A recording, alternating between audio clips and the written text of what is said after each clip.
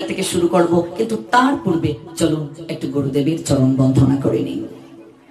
সংসার দাবানল সন্তপ্ত লোক সকলের পরিত্রাণের জন্য যে কারুণ্য বাড়ি বাহ তরলত্ব প্রাপ্ত হয়ে কৃপা বাড়ি বর্ষণ করেন, আমি সেই কল্যাণ গুণনিধি আভার পাঞ্জেরি পরম দয়াল শ্রী গুরুদেব অস্মদীয় শ্রী গুরুদেব ওম বিষ্ণুপাদ ভক্তি প্রপন্ন জ্যোতি গোস্বামী মহারাজের শ্রী চরণে পূর্ণ ভাবে আশ্রয় গ্রহণ করি।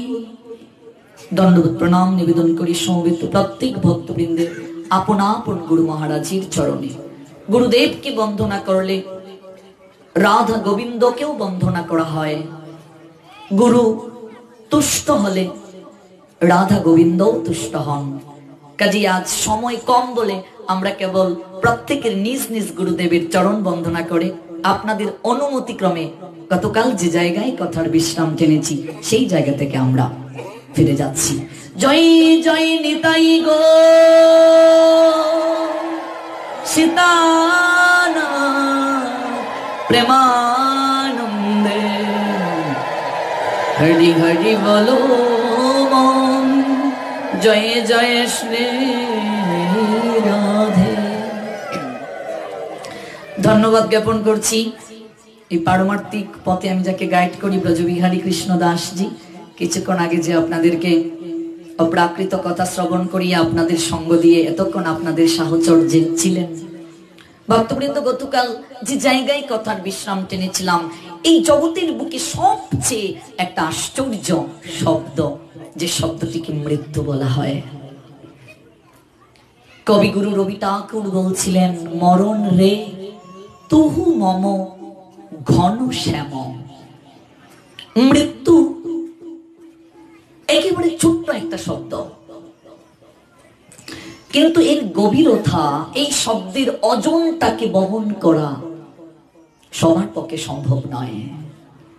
এই জন্য কবিগুরু বললেন, মরণ রে তুহু মম ঘন শ্যাম। আহারি মরণ, একদিন না একদিন তোর সঙ্গে তো আমার আলিঙ্গন করতেই হবে। মৃত্যুর সঙ্গে প্রত্যেককেই আলিঙ্গন করতে হবে। কিন্তু হে মরণ, তুমি যদি আমার ঘন শ্যামের মতো হতে।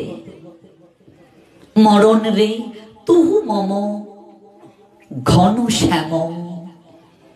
শ্যাম যার গায়ের বর্ণ এক রূপে আধার, আধার মানে কালো। কৃষ্ণের মূল গায়ের বর্ণ কিন্তু কালো নয়, কিন্তু কৃষ্ণের তো অনন্ত নাম। এক এক নামে ভগবান এক এক রূপে জগৎ জীবের কাছে আবির্ভূত। এই জন্য ঋষি কবি প্রার্থনা করলেন, হে মরণ তুহু মম ঘন শ্যাম। তুমি শ্যামের মতো আধার হয়ে যখন আমার জীবন লগ্নে আসবে, ওহে মরণ তুমি যদি বাঁশরি বাজিয়ে আসতে, ওহে মরণ তুমি যদি শ্যামের মতো বাঁশরি বাজিয়ে আমাকে আমন্ত্রণ করতে তোমার সঙ্গে মিলিত হওয়ার জন্য। মৃত্যু সবাইকে বরণ করতে হবে মা। এই মনুষ্য জীব কি করে জগতে মৃত্যুর সঙ্গে আলিঙ্গন করলো, এটাই শাস্ত্র নির্দেশ করেছেন। মৃত্যু সবারই হবে, কিন্তু এই মৃত্যুটাকে কে কিভাবে বরণ করলো, মৃত্যুটা কার কিভাবে হলো? শাস্ত্র বললেন, ভগবান চিনা যায় চরণে। ভগবানকে কিভাবে চিনবেন? চরণের দিকে তাকিয়ে। কারণ ভগবানের চরণে অনেক চিহ্ন রয়েছে, এগুলো অনেক ব্যাখ্যা আমরা অন্য কোনো দিন বলবো। রাধারানীর চরণে কি কি চিহ্ন আছে, ভগবান কৃষ্ণের চরণে কি কি চিহ্ন আছে। শাস্ত্র বলছেন ভগবান চেনা যায় চরণে। আর মানুষ চেনা যায় মরণে। এই জগতের বুকে মানুষ কেমন ছিল, এই জগতের বুকে কতটাতে সৎ ছিল, কতটা সে মহানুভব ছিল, মানবতার পূজারী ছিল, ভক্তি প্রেমে আপ্লুত ছিল, একমাত্র চেনা যাবে তার মৃত্যুতে। শ্রীবাস যিনি দেবর্ষি নারদ ছিলেন, 16 বছর বয়স পর্যন্ত নাস্তিক প্রকৃতির ছিলেন। ভগবানের প্রতি তার কোনো বিশ্বাস ছিল না, শ্রদ্ধা ছিল না, কিছুই ছিল না। একদিন স্বপ্ন দেখলেন, শ্রীবাস তুমি যে এইভাবে তোমার জীবনকে পরিচালনা করছো, এত আনন্দ উল্লাসে, এত সুখ সাগরে বিহার করছো তুমি, এত তত্ত্ব, এত যুক্তি, এই তত্ত্ব যুক্তির বেড়াজালে তুমি অন্যকে আবদ্ধ করে নিজের পাণ্ডিত্যকে জাহির করছো। হে শ্রীবাস, তুমি কি জানো তুমি আর জগতের বুকে মাত্র একদিন বাঁচবে?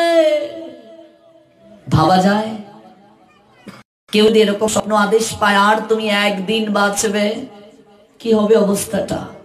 মরণ রে তবু মম ঘন শ্যাম, মরতে তো সবাইকে হবে, প্রস্তুত মরণের জন্য হতে হবে সবাইকে। ওই প্রস্তুতি পর্বটাই মুখ্য বিষয়। এই জন্য ভাগবত যে গ্রন্থে 18,000 শ্লোক রয়েছে, এই ভাগবত শুরু হয়েছে মৃত্যু পথযাত্রী ব্যক্তির মুখের প্রশ্ন দ্বারা। গীতা থেকে ভাগবতের শ্রেষ্ঠত্ব এই জায়গাতেই বেশি। গীতা যেখানে শেষ, ভাগবত সেখান থেকে শুরু। গীতায় কর্মের কথা আছে, গীতায় জ্ঞানীর কথা আছে, গীতায় ভক্তির কথা আছে, কিন্তু গীতায় মনুষ্য জীব মরবে, যে মৃত্যু যে তার হবে, ওই মৃত্যুর সময় মনুষ্য জীবের কর্তব্য কি, এই কথা গীতায় নেই। এই জন্য ভাগবত শুরু হলো মৃত্যু পথযাত্রী ব্যক্তির শ্রীমুখে প্রশ্নের মাধ্যমে। পরীক্ষিত মহারাজ, রাজার রাজা সম্রাট, তিনি অভিশাপ পেলেন 7 দিন কেবলমাত্র তিনি বাঁচবেন, 7 দিন কেবল বাঁচবেন। কি কর্তব্য তা? একটুও বিচলিত হলেন না পরীক্ষিত। প্রথমেই সমস্ত রাজ্যটাকে তিনি ত্যাগ করলেন। মা শাস্ত্র জানিয়ে দিলেন, ওই মৃত্যু যখন তোমার জীবনে আসবে, এট ফার্স্ট তোমাকে এই বিষয় সম্পত্তির আগ্রাসন থেকে তোমাকে চুবল দিয়ে পৃথক করে দেবে। মৃত্যু যখন আসবে, কত টাকা ব্যাংকে জমা রেখেছ, 1 সেকেন্ড সময় পাবে না সন্তানকে বলে যাওয়ার, সম্পত্তির দলিলটা সন্তানকে বুঝিয়ে যাওয়ার সময় পাবে না। যদি এরকম প্রার্থনা করো, আর একটু সময় দাও, নিজেকে একটু গুছিয়ে, সংসারটাকে গুছিয়ে তারপর যাই, হবে না। এই দেহটাকে সারাটা জীবন এত মরিয়ে ঘষিয়ে আমরা রাখছি গো মা, কিন্তু মৃত্যু যেদিন আসবে, এই দেহটাও আমাদের সঙ্গে স্বার্থপরতা করবে, দেহটাও পড়ে থাকবে এই জায়গায়। ভাই বন্ধু আত্মীয় জনে পাশে থাকবে তোমায় ঘিরে, কেউ দেখবে না কোথায় যাবে, যাবে কোথায় কেউ দেখবে না। পরীক্ষিত জানলেন 7 দিন তিনি বাঁচবেন। প্রথমেই তার পুত্র জন্মেজয়ের কাছে সমস্ত রাজত্বটাকে বুঝিয়ে দিলেন, পুত্র আমি যাওয়ার সম্বল করতে চাই, তুমি সমস্ত বিষয় সম্পত্তি বুঝে নাও। একটা কুশাসনকে হাতে করে গঙ্গার তীরে উপবেশিত হলেন। সুখদেব গোস্বামী পাদের চরণে লুটিয়ে পড়ে বললেন, গুরুদেব আমার জীবন প্রদীপ আর মাত্র 7 দিন চলবে, আর মাত্র 7 দিন আমি বাঁচব, আমার কর্তব্যটা কি গুরুদেব?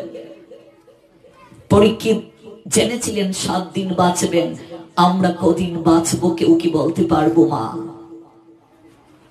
শাস্ত্র জানিয়ে দিলেন, এই কলিহত জীবের নির্ধারিত কোনো আয়ু নাই, যে কোনো সময় তারা মরে যাবে, তাই কলিহত জীবের আয়ু মাত্র 7 দিন।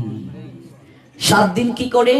শনি, রবি, সোম, মঙ্গল, বুধ, বৃহস্পতি, শুক্র, এই 7 বারের মাঝে যে কোনো বারে আমাকে তোমাকে মরতে হবে। 7 দিন মাত্র তোমার পরমায়ু। পরীক্ষিত জানলেন, তিনি সুখদেবের চরণে পতিত হয়ে বললেন, গুরুদেব আমার কর্তব্য কি? সুখদেব গোস্বামী পাদ চমৎকার একটা শ্লোক বললেন, তস্মাৎ ভারত সর্বাত্মা ভগবান ঈশ্বর হরি শ্রুতব্য কীর্তিতব্যস্থা সমর্থব্যস্থতা অভয়ম। হে ভারত, প্রতিটা জীবের কর্তব্য হচ্ছে সর্ব আকর্ষক পরম ঐশ্বর্যমণ্ডিত ভগবান শ্রী হরির কথাকে শ্রবণ করা। তার নাম হরি। তিনি কেবল জীব সকলকে মায়ার কবল থেকে হরণ করে নিজ নিত্য নিকেতনে নিয়ে গিয়ে আনন্দ প্রদান করতে পারেন। এই হরির কথাকে শ্রবণ করা প্রত্যেক জীবের কর্তব্য। আর ওই হরি কথা যদি মানুষ শ্রবণ না করে, মানুষের হৃদয়ে কখনো পরিবর্তন আসে না। পাষাণ হৃদয় পর্যন্ত গলে যায় মা হরির কথা শুনলে। এই মুর্শিদাবাদ জেলার জমিদার যে রাজ্যের এতটা মোহে আবদ্ধ হয়ে টাকার উপর টাকা রেখে টাকার পাহাড় গড়ে তুলেছিল, যে ভেবেছিল এই অর্থবিত্ত বৈভব তাকে শেষ রক্ষা করবে, সেই মুর্শিদাবাদ জেলার জমিদার কৃষ্ণচন্দ্র সিংহের হৃদয় পর্যন্ত গলিয়ে দিল একটা মাত্র কথা। জানো কি সেই কথাটা কি? নদীর তীর দিয়ে হেঁটে যাচ্ছেন মুর্শিদাবাদ জেলার জমিদার, যিনি 1775 খ্রিস্টাব্দে জন্ম নিয়েছিলেন মুর্শিদাবাদে। একটা রজক কন্যা। রজক মানে কি? যারা অন্যের বাড়ির জামা কাপড়কে ধুয়ে দেয়, আমরা দুপা বলি। এটার আরেকটা নাম হচ্ছে রজক। এটা রজক কন্যা পড়ন্ত বিকেল বেলা তার বাবাকে দেখে বলছে, বাবু, আরে ও বাবু, বেলাচি চাই বাবু, বাসনায় আগুন দেবে না? বাবা, ও বাবা, বেলাচি চাই বাবা, বাসনায় আগুন দেবে না? মুর্শিদাবাদ জেলার জমিদার নদীর পাড় দিয়ে হেঁটে যাচ্ছেন। এই কথাটা যখন তার কর্ণমূলে প্রবেশ করলো, থমকে দাঁড়ালেন। কে ডাকে? তৎক্ষণাৎ সেই মেয়েটা আবার ডাকলো, বাবা, ও বাবা, বেলাচি চাই বাবা, বাসনায় আগুন দেবে না? মুর্শিদাবাদ জেলার জমিদার থমকে গিয়ে পিছনে তাকিয়ে মেয়েটার দিকে লক্ষ্য করলেন। মেয়েটা আবার ডাকছে, বাবা, বেলাচি যায়, ভাসনায় আগুন দেবে না? ভাসনা মানে কি গো? তখনকার সময়ে কাপড় চোপড় ধুতে সাবান পাউডার ছিল না। কলা পাতাকে কেটে রোদে শুকিয়ে আগুনে পুড়িয়ে কাপড়কে ধুয়ে দেয়া হতো, এটাকে ভাসনা বলে। রজকের কন্যা তার বাবাকে ডেকে বলছে, ভাসনায় আগুন দেবে না? বেলা যে যায়, পূর্ব আকাশ থেকে বেলা পশ্চিম আকাশে ঢলে পড়ছে, ভাসনায় আগুন দেবে না?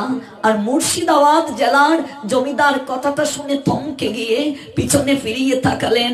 তার হৃদয়ে মাঝে কে যেন একটা অনুভূতি জাগিয়ে দিল, হেরে কৃষ্ণচন্দ্র, তোর তো জীবনের বেলা চলে যাচ্ছে রে। হ্যাঁ, কি করলে এতটা দিন? এই যে এতটা সময় অপেক্ষা করেছিলেন, অপেক্ষার জীবন, অপেক্ষার সময় বড় কষ্ট। সারাটা জীবন অর্থবিত্ত বৈভবের জন্য প্রতীক্ষা করলে, অপেক্ষা করলে কৃষ্ণচন্দ্র, কি করলে রে? হরে, জীবনের বেলা তো পূর্ব আকাশ থেকে পশ্চিম আকাশে ঢলে পড়লো রে। আজও তো মায়ার বাসনায় আগুন দিতে পারলে না, আজও তো মায়ার বাসনায় আগুন দিতে পারলে না কৃষ্ণচন্দ্র। থমকে গেলেন। মারে, কথাটা কি বললে মা? আরেকবার বল। একটা কথায় হৃদয় মাঝে বৈরাগ্য এসে গেল। মুর্শিদাবাদ জেলার জমিদারের বেলা যে যায়, বেলা কি শুধু পূর্ব আকাশ থেকে পশ্চিম আকাশে যায় মা? ভেবে দেখো, আমাদের প্রত্যেকটা মানুষের জীবনের বেলা ধীরে ধীরে চলে যাচ্ছে। একটা দিন চলে যাওয়া মানে তোমার জীবন থেকে, তোমার পরমায়ু থেকে একটা দিন কমে যাওয়া। কি করলাম গো জগতে এসে? ভাবনা জেগে গেল মুর্শিদাবাদ জেলার জমিদারের। কি করলাম, কি করলাম? সত্যি তো চুলে পাক ধরলো। হ্যাঁ, আগের মতো স্মরণ শক্তি নাই, চলন শক্তি থমকে গেল, দন্ত নড়বড়ে করে। হ্যাঁ, কি করলাম? সত্যি তো বেলা যায়। গৃহে ফিরে গেলেন কৃষ্ণচন্দ্র সিংহ জমিদার। শুধু গৃহেই ফিরে গেলেন, মনটা গৃহে নেই, রাজ সিংহাসনে নেই। একটাই উতাল পাতাল ভাবনা, বেলা যে যায়। ওই বেলা যায় ভাবনা থেকে রাজত্ব ত্যাগ করে কৃষ্ণচন্দ্র জমিদার চলে গেলেন বৃন্দাবনে। একটা শব্দ কেবল তার কর্ণে প্রবেশ করেছিল, কৃষ্ণ নাম, হরি নাম বড়ই মধুর। যে কৃষ্ণ বোঝে মা সে বড় চতুর। এই কৃষ্ণ নাম এতটা মধুমাখা। বৈষ্ণব কবি বললেন, তার নামই এমন, সেবা কেমন রে সই।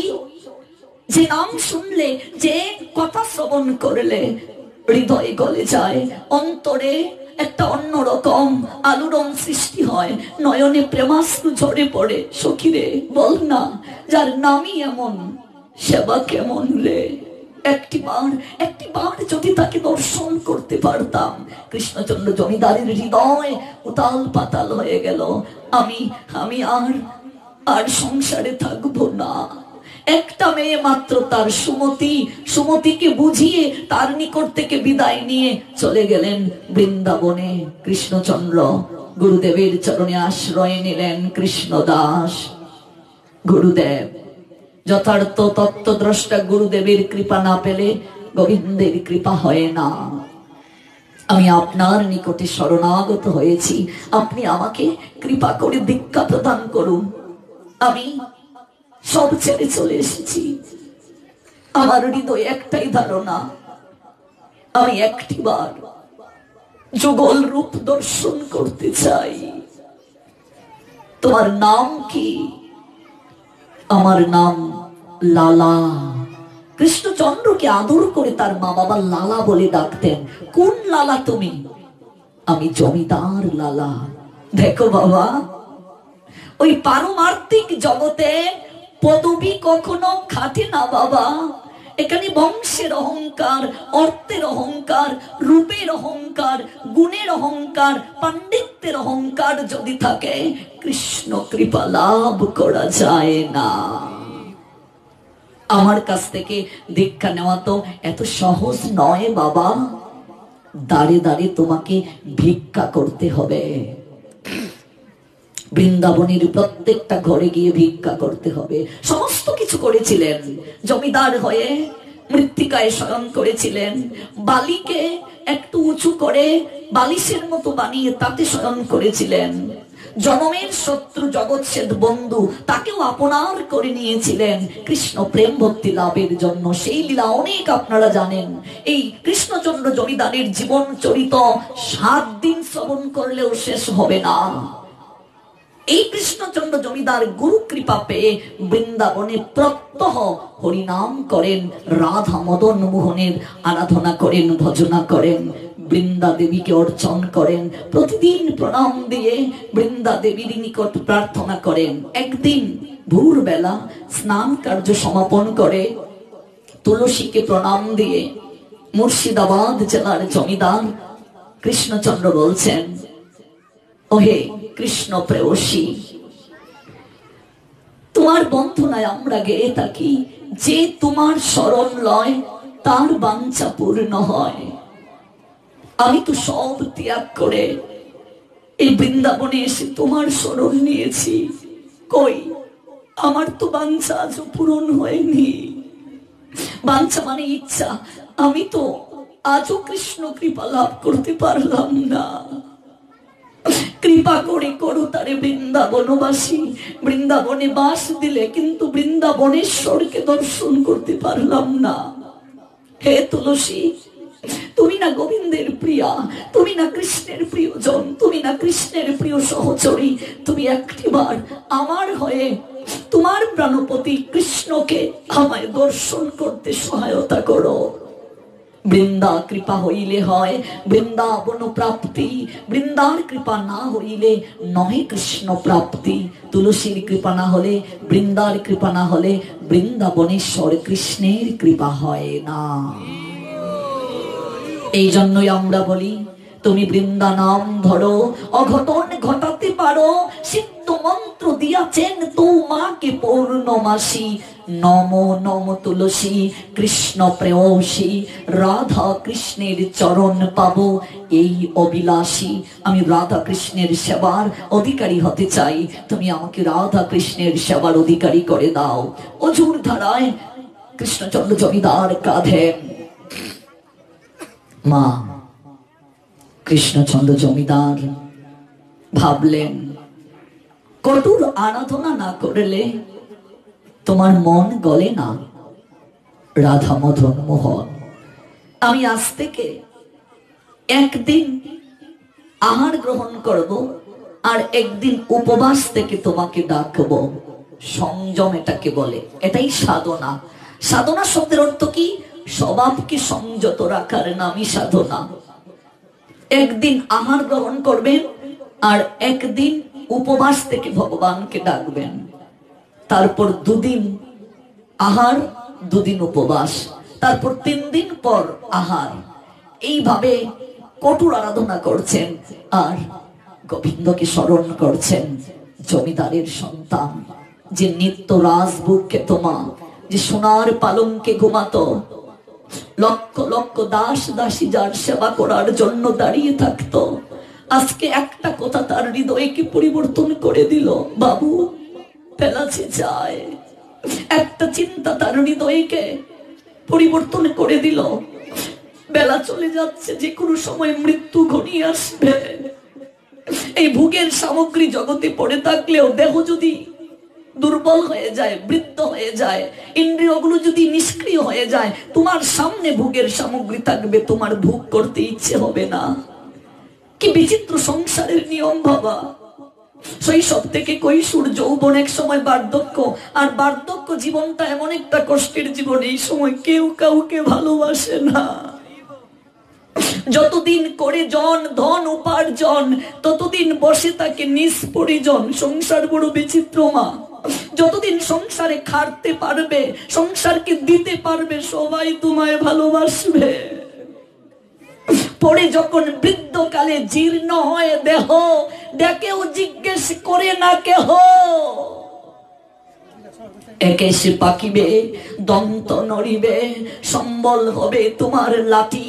পুত্র পরিজন সকলে সেদিন বলিবে, এই জঞ্জাল মরলে বাঁচি। যে সন্তানকে আদর করে খাওয়াতে রাস্তায় তাকিয়ে থাকো, সন্তানটা কখন ফিরে আসবে, তার মুখে আহার দিয়ে তুমি খাবে। 3 দিন বিছানায় পড়ে দেখো সেই সন্তানটা 4 দিনের পর মনে মনে বলবে, জঞ্জাল মরলে উনিও বাঁচত, আমরাও বাঁচতাম। বাস্তবকে বাস্তব রূপে ভাবো। একটু ভেবে নাও, শেষের জীবনের একটু কল্পনা আনো হৃদয়ের মাঝে, চোখের মাঝে একটু অনুভূতি আনো, হৃদয়ে অনুভূতি আনো। কি হবে, কি হতে পারে? এই অনুভূতি থেকে কৃষ্ণচন্দ্র জমিদার সবকিছু ছেড়ে চলে গেলেন বৃন্দাবনে। আজ অজুর দ্বারায় কাঁদছেন তুলসীর চরণে পতিত হয়ে। তুমি না কৃষ্ণ প্রিয়া, তুমি না ইচ্ছে করলে কৃষ্ণ কৃপা দান করতে পারো। আমি কি এতটাই অপরাধী, আজও বৃন্দাবনে এসে বৃন্দাবনেশ্বরের কৃপা লাভ করতে পারলাম না? অজুর ধারায় কাঁদেন কৃষ্ণচন্দ্র। ভাবছেন, আমি আজ থেকে অযাচক বৃত্তি আরাধনা করব। অযাচক বৃত্তি কি? ভিক্ষা চাওয়া যাবে না।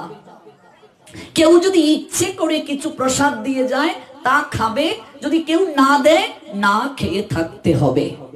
কত কঠোর আরাধনা দেখো। অযাচক বৃত্তি, নিজে ইচ্ছে করে পেটে ক্ষুধা লাগলেও বলতে পারবে না। অযাচক বৃত্তি। মাগো, যে করে হরির চিন্তা, হরি করে তার চিন্তা। এটা একদম সত্য কথা।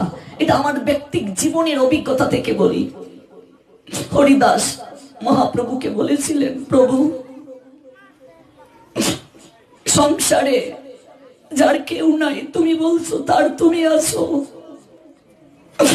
শিশুবেলাতেই তো আমার মা বাবা উভয়ই চলে গেছে, আমার তো সংসারে কেউ নেই। আমার শেষের দিনটা কি হবে প্রভু? আমি যদি অচল হয়ে পড়ে থাকি, আমি ম্লেচ্ছ বলে, আমি অস্পৃশ্য বলে কেউ আমাকে স্পর্শ করে না, আমার কি গতি হবে? তোমার আপন ভুবনে আমি ব্যতীত কোটি কোটি ভক্ত তোমার আছে। আমার আপন ভুবনে তুমি গৌরাঙ্গ ছাড়া আর কেউ নাই। আমার আপন ভুবনে তুমি গৌরাঙ্গ ছাড়া আর কেউ নাই, আর কেউ নাই। তুমি যদি আমার আগে চলে যাও, আমার এই দেহটাকে কেউ স্পর্শ করবে না। তাই আমার হৃদয়ের একটা ইচ্ছা, ও প্রভু, আমি যেন তোমার কুলে মাথা রেখে আমি এই জগৎ থেকে তোমার নাম নিয়ে যেতে পারি। ইচ্ছে পূরণ করেছিলেন মহাপ্রভু হরিদাসের, যার কেউ নাই তার ভগবান আছে, যে হরির চিন্তা করে, হরি তার চিন্তা করে। কৃষ্ণচন্দ্র জমিদার আজ অযাচক বৃত্তি দিলেন, কিচ্ছুটি ভিক্ষা করে খাবেন না। কেউ যদি ইচ্ছে করে কিছু দিয়ে যায়, তা দিয়ে তিনি সংসার চালাবেন, তা দিয়ে তিনি নিজের জীবনকে পরিচালনা করবেন, আহার গ্রহণ করবেন। তার কিসের সংসার? কৃষ্ণ তার সংসার, কৃষ্ণ সেবাই তার সংসার। ভক্তের সংসার তো কৃষ্ণের সংসার, কৃষ্ণকের্ণিক সংসারই তো তার সংসার। একদিন, দুদিন, 3 দিন মুর্শিদাবাদ জেলার জমিদার না খেয়ে আছেন। আমরা গতকালের প্রসঙ্গে আলোচনা করছি, মৃত্যু বিচিত্র একটা শব্দ। হিরণ্যকশিপু কত চেষ্টা করেছিল মৃত্যু থেকে বাঁচার জন্য, ব্রহ্মাকে চলে বলে কলা কৌশলে কত বর চেয়ে নিয়েছিল, কিন্তু সেও কি বাঁচতে পেরেছিল? শুনবো নিশ্চয়ই আমরা এই ধারাবাহিক আলোচনার প্রেক্ষাপটে। কিন্তু এই কৃষ্ণচন্দ্র জমিদার কৃষ্ণ কথা হৃদয়ে লালন করে মৃত্যুর ভাবনায় ভাবিত হয়ে কি করলেন? আর হিরণ্যকশিপু মৃত্যুকে জয় করে নিজে ভগবান সাজতে চাইলেন, আর কৃষ্ণচন্দ্র জমিদার মৃত্যুর কথা চিন্তা করে ভগবানের চরণে শরণ নিতে চাইলেন।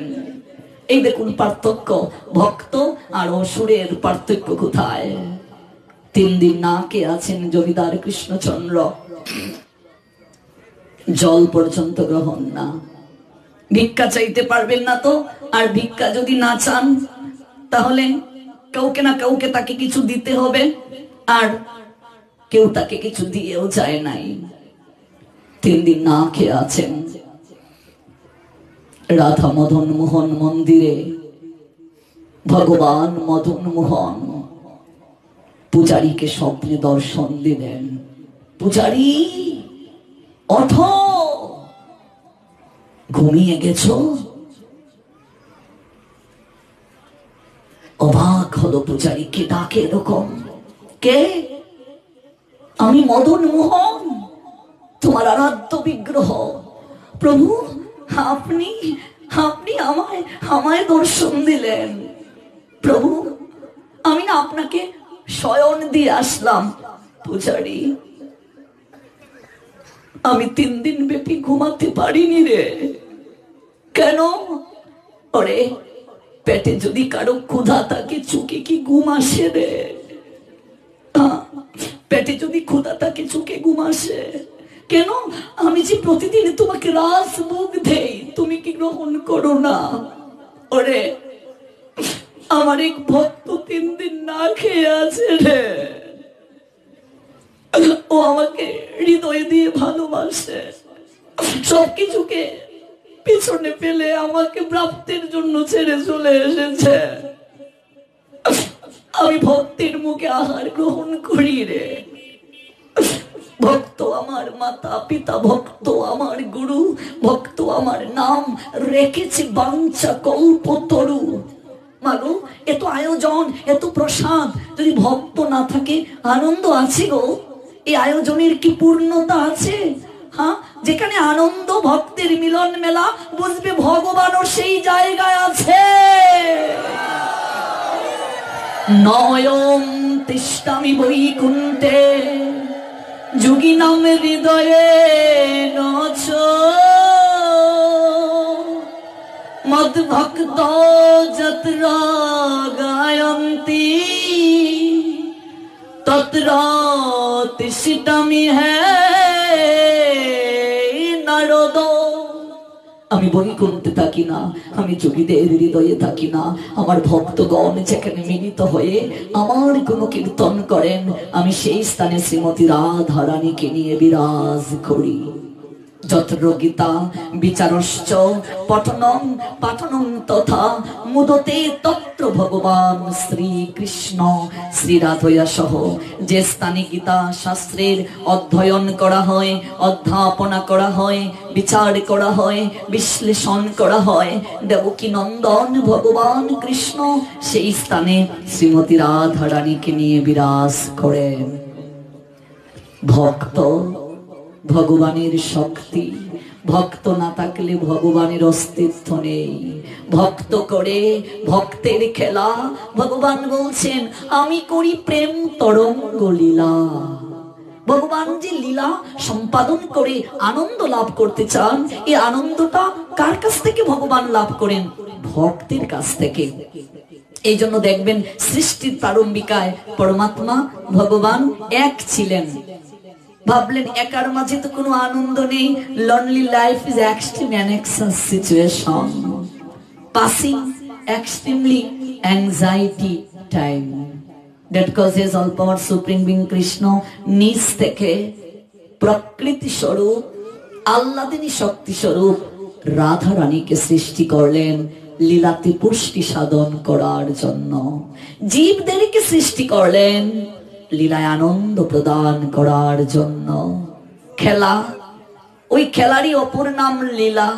আচ্ছা, খেলার মাঝে যদি শর্ত থাকে, এটা তো খেলা নয়, বাজি হয়ে যায়, আনন্দ নয়। ভগবান এই আমাদেরকে সৃষ্টি করলেন তার লীলাতে আনন্দ দেওয়ার জন্য, আমাদেরকে নিয়ে খেলবেন তিনি।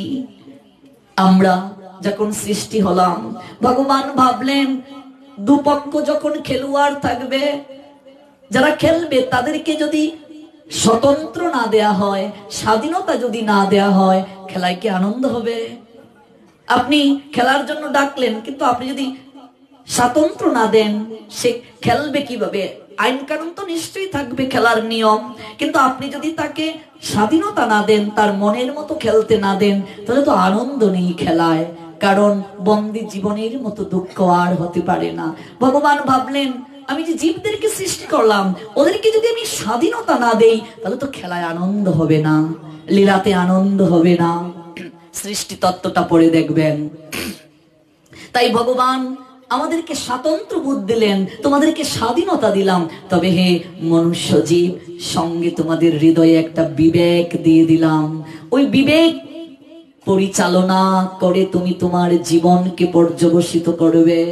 কোনটা ভালো কোনটা মন্দ বিচার করার জ্ঞান তোমাকে দিলাম। কেবলমাত্র রাধা রানী ওই খেলার সামগ্রীকে খেলার জন্য ব্যবহার করেছিলেন। এই জন্য রাধা রানীর সঙ্গেই ভগবানের লীলা কিংবা রাস হয়েছিল। আর আমরা মনুষ্য জীবেরা এই খেলার সামগ্রীকে, এই শরীরকে, এই সংসারকে, পুত্র কন্যা আত্মীয় স্বজনকে নিজের সম্পত্তি ভাবতে শুরু করলাম। ওই সম্পত্তি ভাবার কারণে আমরা জড়িয়ে গেলাম বন্ধনে। আমার পুত্র, আমার কন্যা, আমার সংসার, আমার আত্মীয় স্বজন, সবকিছু আমার আমার। ওই আমার আমার করতে গিয়ে আমিত্বের রাহাজানিতে আমরা নিমগ্ন হয়ে প্রকৃত আপনার জন ভগবান শ্রী গোবিন্দকে আমরা ভুলে গেলাম।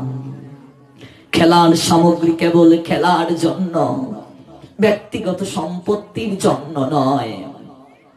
ভক্তকে ভগবান আনন্দ প্রদানের জন্য জগতে পাঠান। ভক্ত রসিক শেখর। ভগবান যেমন সর্ব আকর্ষক, একজন শুদ্ধ ভক্ত সর্ব আকর্ষক, মুহূর্তের মাঝে সবাইকে আকর্ষণ করতে পারে। এটা শুদ্ধ ভক্তের ক্ষমতা। যাকে দেখলে মুখে আইসে কৃষ্ণ নাম, তাহারে জানিও তুমি বৈষ্ণব প্রধান। শুধু বৈষ্ণব নয়, শুধু ভক্ত নয়, ভক্তের মাঝে প্রধান তিনি, বৈষ্ণবের মাঝে প্রধান তিনি, যে মুহূর্তের মাঝে হৃদয়ের মাঝে প্রেম জাগিয়ে দেয়, ভক্তি জাগিয়ে দেয়, হৃদয়ের মাঝে ভগবানের প্রতি মমত্ব জাগিয়ে দেয়, শ্রদ্ধা জাগিয়ে দেয়, অনুরাগ জাগিয়ে দেয়, প্রীতির বীজ বপন করিয়ে দেয়। ধীরে ধীরে সেই বীজকে অঙ্কুরিত করে দেয়, পল্লবিত করে দেয়, পুষ্পিত করে দেয়। আজ তাই ভগবান লীলা করে শিক্ষা দিলেন, পূজারী ঘুম থেকে উঠো, আমি 3 দিন না খেয়ে আছি, তোমাকে প্রতিদিন রাজভোগ দেই, তুমি না খেয়ে আছো। হরে আমার এক ভক্ত, তার নাম লালা রে, জমিদার, সবকিছু ছেড়ে